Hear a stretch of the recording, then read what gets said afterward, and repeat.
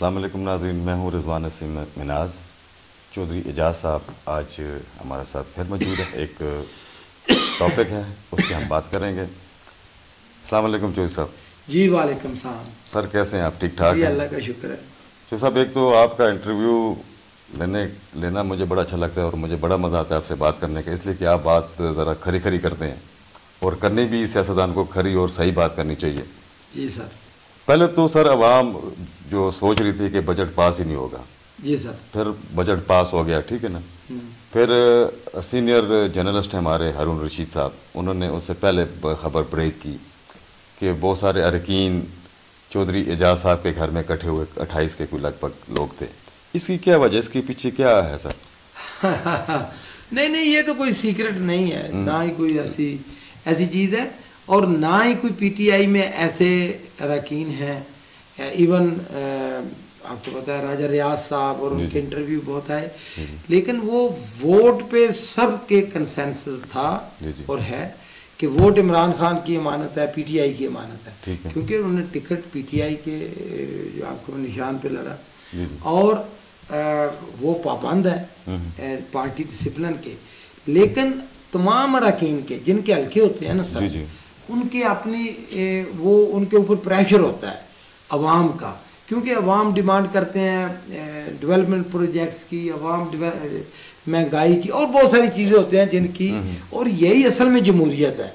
जमहूरियत में इस तरह ये होता है ना जी, जमहूरियत का असल जो उसका सबक क्या है या असल उसका जिसको कहते हैं ना मेन पॉइंट क्या है कि अवाम की खबर वज़ीर आज़म तक पहुँचे हर वक्त, कि वज़ीर आज़म बाखबर हो या चीफ एग्जेक्टिव जो मुल्क चला रहा है वो दूर दराज के इलाके के अवाम को कोई तकलीफ है तो उससे बाखबर हो। और उसका तरीका ये है कि क्योंकि जो MNAs हैं वो वज़ीर आज़म के साथ कनेक्ट होते हैं और MNA अपने हल्कों के साथ कनेक्ट होते हैं, तो इस तरह अवाम की खबर उन तक पहुँचती है। तो दरमियान में अगर कोई मुश्किल आती है कि जैसे बहुत ज़्यादा महंगाई हुई, पेट्रोलियम का उस वक़्त एक इशू था, तो बहुत सारे अरकान जो हैं ओपनली उन्होंने इंटरव्यू भी दिए, लेकिन इसमें ये कोई बात नहीं है, तमाम अरकान वो इस बात पे मुत्तफिक थे कि वोट हमने देना है, बजट पास करना है।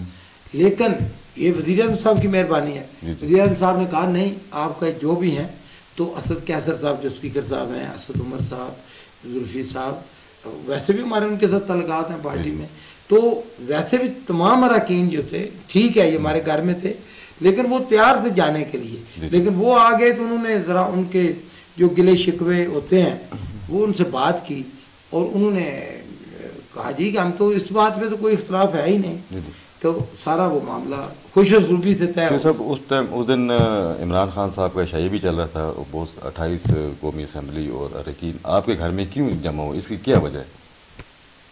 नहीं कुछ, हमारे घर तो वैसे भी सारे लोग आते रहते हैं, अल्लाह के उसी दिन आपके पास घर में आप देखते हैं कोई दिन ही ऐसा ना हो 50 60 100 मेहमान होते हैं। अल्लाह का शुक्र है, हम तो मशहूर इस वक्त जो कुछ होता है हमारे सामने, हम तो आपको पता है ना मंडी बहादुर में आप देखें 4-5 लोग होते हैं रोजाना।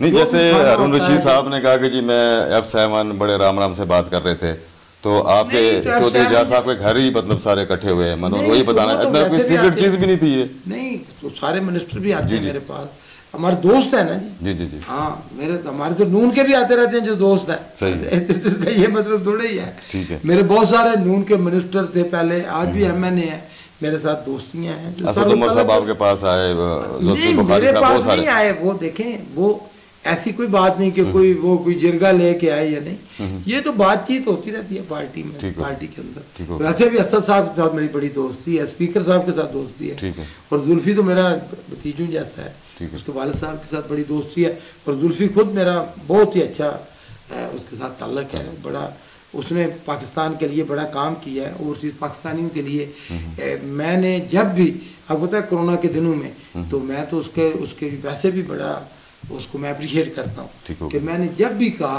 ओवरसीज पाकिस्तानियों को जो प्रॉब्लम आई तो बगैर किसी, जब भी रात को कहा तो उसने मेरी बात सुनी, तो इस तरह तल्लुक है जाती, कोई ऐसी बात नहीं है।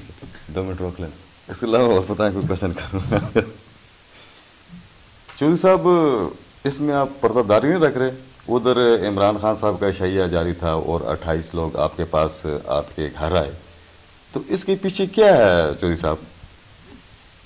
कुछ छुपा तो नहीं रहे आप? नहीं नहीं, बिल्कुल यकीन। देखिए, पीटीआई की गवर्नमेंट के पीछे कुछ नहीं होता, जो इमरान खान के जो दिल में है वही बात सामने है, आप यकीन करें। और मैंने जैसे पहले भी आपको कहा, अच्छा नहीं होता, मेरी आदत नहीं रिपीट करने की, लेकिन मैं फिर कर देता हूँ कि इस बात देखिए ना, वो तो एमएनए का एक राइट है। ये जैसे मैंने पहले एक्सप्लेन किया आपको कि अवाम की बात वजीर आजम तक पहुंचाना, तो ये ड्यूटी है एमएनए की। तो वो कहते हैं कि जी पेट्रोल, उसो के पेट्रोलियम का क्राइसिस था, और जो होते हैं नौकरियों के मसाइल थे, कोरोना की सूरत हाल भी थोड़ी सी उस वक्त ख़राब थी, बड़ी दुनिया डरी हुई थी, तो अवाम वज़ीर आज़म तक मैसेज तो पहुँचाना होता है। हाँ, अलबत्ता जो आप जो बात कहने की कोशिश कर रहे हैं, मैं बिल्कुल समझता हूँ, लेकिन पीटीआई में ऐसा नहीं होता।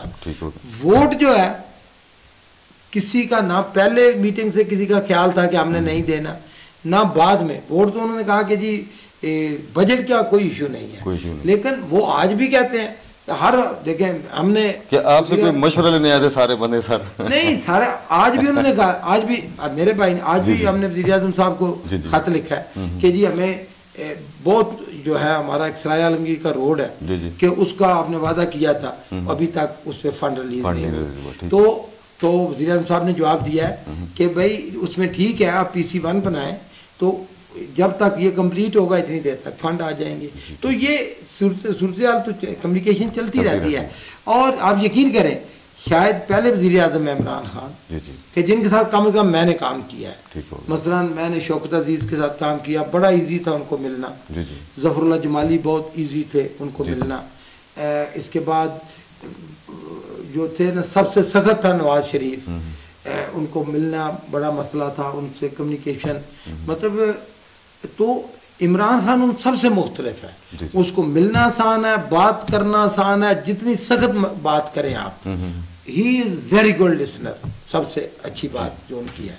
तो उनका ये है कि वो अवामी बात करते हैं, और जो बात होती है बिल्कुल एकदम यस या नो, तो उनका तो पहले ही क्लियर होता है। हमारे जो भी उनके हमारे लोगों ने कहा, प्राइम मिनिस्टर ने कहा, ये तो पहले ही बात ठीक है, कोई ऐसा इशू। ठीक है, थैंक यू वेरी मच। बहुत शुक्रिया सर, thank you very much ji, thank you very much ji, अल्लाह हाफिज़।